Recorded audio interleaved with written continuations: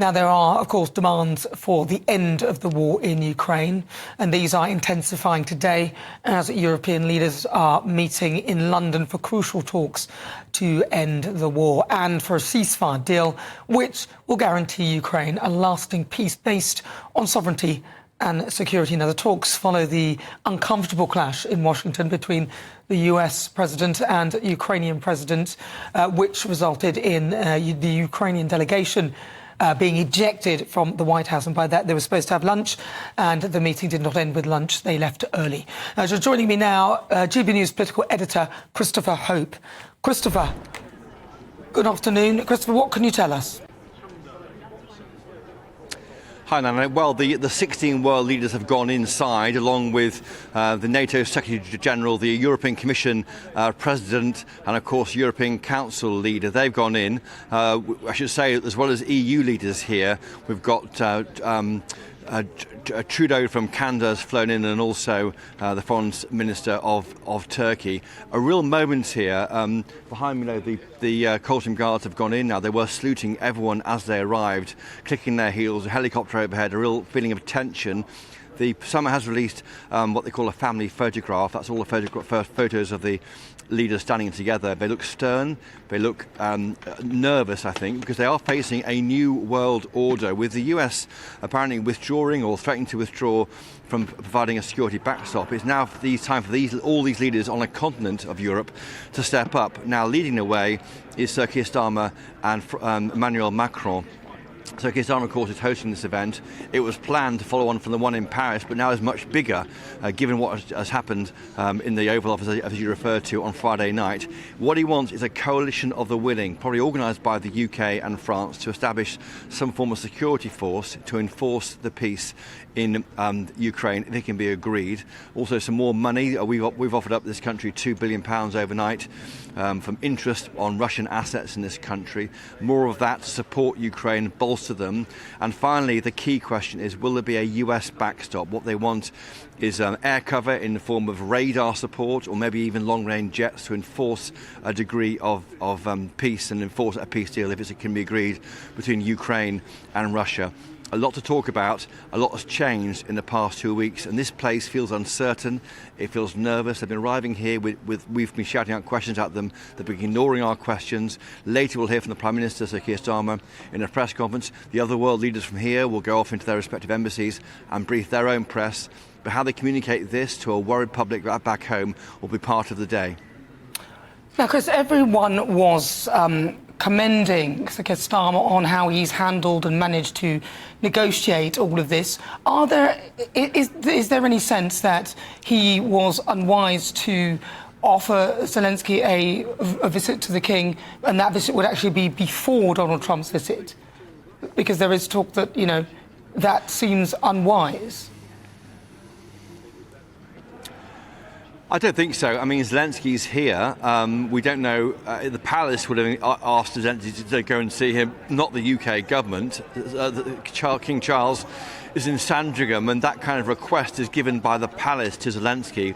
It's very unlikely that the number 10, apart from being consulted, was involved. It may be that King Charles wants to show or demonstrate to Donald Trump that we're on the side of Zelensky too, and it's important while he will be in Balmoral, we expect later this summer, planning a state visit for next year for Donald Trump. We must recognise in UK we are, as a country, standing full square behind Zelensky. I think it's completely different to a state visit. It's a meeting, it's a chat in a sitting room in a royal palace. It's not the same in scale as what Donald Trump is being offered. But I think it's more the UK, this country, putting an arm around Zelensky after a really bruising encounter in the Oval Office on Friday night. And I think that's where we are. All right, Christopher, thank you very much. We'll be back to you to get more updates of that meeting at Downing Street. But joining me now is the Chair of Republicans Overseas UK, Greg Swenson. Greg, thank you very much for coming in. I mean, this is quite a momentous few days, really. In fact, since Trump has taken power, we've had a whirlwind of changes, and we're feeling that there's a change in the world order. What did you make? Let's go back to the meeting with J.D. Vance, Donald Trump and President Zelensky. Right. Because I watched the clips. Lots of people were taken in by the clips. And I thought, that doesn't feel quite right. So I watched the entire thing. What did you think about it? I know you're obviously chair of Republicans UK. Sure. So, No, it's a great point you mentioned. The difference between watching the clips, that last 10 minutes, which was a bit of a meltdown, versus the entire press conference, we'll call it. The first 40 minutes were great. President Trump was holding his tongue. You could see he was, maybe frustrated with some of the things that Zelenskyy was saying. And Zelenskyy kept poking the bear, kept going back and harping on a couple of these topics.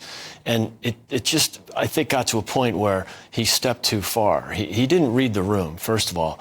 In great contrast to the prime minister who went on Thursday and actually did read the room. So I think it was a misstep by Zelenskyy, also a missed opportunity. If he had gone in in a more diplomatic way, like Keir Starmer did, like Macron did on Monday, I think it would have ended in a much more productive way. Now, you say like Keir Starmer and like Macron, a lot of people commending Keir Starmer for being such a great diplomat. I didn't quite see it that way myself, only because I didn't think he had any cards to play anyway. So he respected the fact that he didn't have any cards to play anyway, which is not what Zelenskyy did. Did you read that as great diplomacy? I think it was. I think he did a good job on Thursday. He doesn't, have a massive military to make, but it's better than the rest of Europe, with the exception of maybe Turkey. So it's interesting to see Turkey at the meetings today. But with that exception, the Western Europeans have completely underachieved and underperformed, and they've had 3 years to increase military spending, whether it's as a percentage of GDP or in absolute numbers, and they're just not doing it. The Germans are the worst example. They talked a huge game in February of 2022 after the war started, and then they completely abandoned their commitment. So it's going to require Keir Starmer, because the UK is the only country that's punching above its weight at 2.3%, heading to 2.5. It's inadequate, and so is the U.S. defense spending at 3.3, also inadequate. But at least they're spending a lot more and are a lot more committed to defense and security than the rest of Europe. Now, Zelenskyy made a big deal about the fact that Donald Trump met Putin before him. It wasn't any special visit or state visit or anything like that, but it was just a meeting.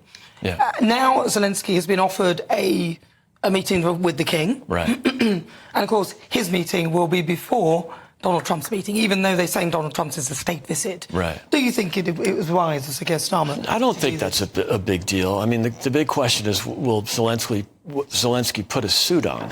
I don't know that you can go to the palace dressed like he's typically dressed. I think people made too big a deal out of that, frankly. But, again, it was a missed opportunity. Imagine if Zelenskyy thought, I'm going to read the room and put a suit on. It's not like me to do that, but it'll show some respect for the country that's been bankrolling me, and also the country that is the most powerful in this coalition, if you want to call it that. Well, I kind of feel sorry for him in a way with regard to that, because obviously he doesn't want to look like he's doing fine. Obviously he's very wealthy. Right. He's probably a billionaire, because a lot of that money, I'm not saying that he would have taken it or he's misappropriated it, but a lot of it's gone missing. I don't know where it went. I don't know whether he knows, but he's not short of a few bob. Yeah. But he doesn't want to show off to his people that he's doing fine, does he? So he could have gone to T.M. Lewin and bought a 200-pound suit. I mean, it's you don't have to be a fashion designer to see the president. I just think it would have shown a little more respect. He didn't show much respect at all. I mean, I thought he was really arrogant. And I think, again, a misstep, but a missed opportunity. But what about the fact that he doesn't want to give away his country? The people fighting for the country don't want to give away their country. Yeah. He is doing the heroic thing as a leader to stay in many of these situations. Lots of these powerful leaders will fly off in a helicopter with bags of cash. Instead, he's staying. I thought he was very brave at the beginning of the war. And, of course, the Ukrainian soldiers and the people are very brave, and good for them. But that was then and this is now. And now it's really a stalemate. And people are dying every day. And this is what President Trump has been arguing. That, yes, and President Trump said it at the beginning of the press conference on Friday. He was very proud of how brave the Ukrainians have been. But it's also, we have to have some realpolitik here. I mean, this is time to stop the killing. And I don't think that Zelenskyy's support is still there to the degree it was in the winter of 22. And finally, this meeting today in the UK, lots of European leaders getting together.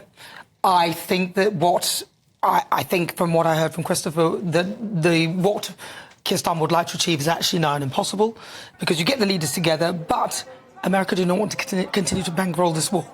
Right. I mean, look, I think the Europeans, if they collaborated and actually developed a military strategy, there could be some strength there. The combined economies in Europe are 10 times the size of Russia, but they don't spend any money on defense. They rely on the U.S. for that. And that cannot continue, partly because we have $36 trillion in debt. 8 of that is freshly minted debt. So we have a bit of a financial crisis ourselves and can't really continue to protect Europe without, and also pivot to the Pacific and protect the world against China. And so, this is just, it's common sense for the Europeans to step up. President Trump pointed this out 8 years ago. They improved a little bit, okay? They went from four countries meeting the 2% minimum to 21 countries, but most of those are the smaller economies. Poland is the most discussed at 4%, but it's Poland. And while Germany, France, Italy, Spain are completely inadequate. So, and by the way, even if they made a commitment, it would take years for that to materialize. So right now, and it's a shame that 3 years later, they still haven't done anything, especially the Germans. Well, we saw them struggling even to make decisions, Greg, which was... Yeah, and so I can't see how they'll all decide to agree to do this, which I think is the problem with the EU. There are too many vested interests, and their interests aren't the same. Spent 3 years applauding Zelenskyy, which is nice, but that doesn't help, right? They've got to do something more. All right, Greg Swenson, thank you very much. Thanks for having me. Such a pleasure talking Great to you. to see you. Greg Swenson, he is the chair of Republicans Oversee UK.